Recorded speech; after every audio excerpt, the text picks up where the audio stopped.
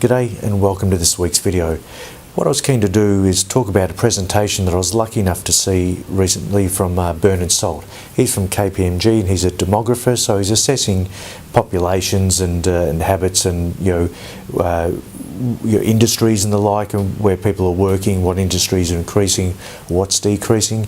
But there was one interesting note that resonated with me, was obviously our proximity to China, and that you can get a very comfortable 8-hour flight from many cities in China directly to Australia. So there's no layovers, you don't need to fly from China to Hong Kong to get to Sydney. So there's now 13 major capital cities in China. So these are cities possibly all bigger than our major cities here in Australia, Melbourne and Sydney. So they have 5 million plus and up to probably close to 25 million in these cities that have multiple flights flying out of their city directly into, some are going into Cairns, obviously mostly into Sydney. But there's 13 cities there, and that is increasing the amount of tourism from China, but both ways, of course. It brings down the competition in flights. The number of flights brings down pricing. So tourism both ways can improve over time. And what we saw in 2016 year, there was over 1 million visitors from China to Australia, and they spent close to $9 billion. That was an increase of around, I think, 23 to 25% in numbers and also spend.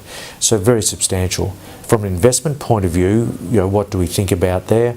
Probably some of the things that I think about is obviously hospitality, accommodation. Obviously is a big part of that.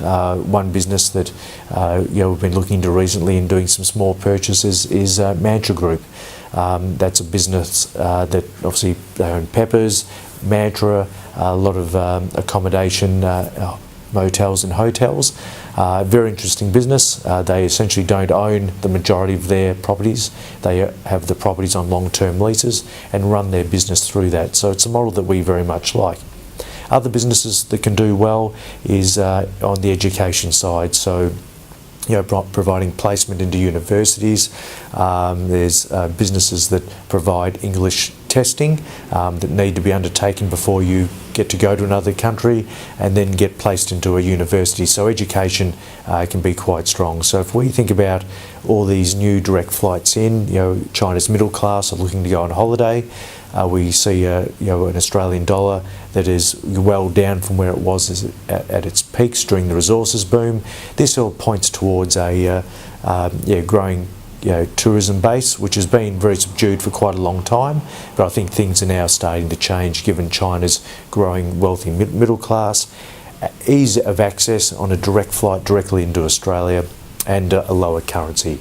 So these are interesting trends for us to watch. Thank you, Mr. Bernard Salt, for the information and the heads up. And thank you for listening. Thumbs up for the video and like the channel if you would like. Thank you very much for listening in, and we'll catch you next week. Thank you.